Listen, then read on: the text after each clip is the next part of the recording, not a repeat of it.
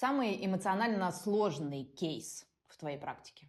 Все супружеские визы сложные. Особенно они сложными становятся, и когда австралийский спонсор, то есть партнер, который привез тебя в Австралию, не доживает до заседания трибунала. Это бывает.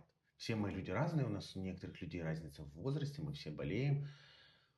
У кого-то рак, у кого-то еще что-то. И есть такие заседания, где это заседание с перерывами на слезы, и где нельзя взять показания у партнера, потому что партнера уже нет в живых, он не дожил до пересмотра решения. И вот в таком трибунале, в таком заседании мы недавно победили, и теперь решение пойдет на департамент и будет пересматриваться, чтобы аппликант смог получить визу, несмотря на то, что спонсора, то есть супруга, который спонсировал на эту визу, уже нет в живых.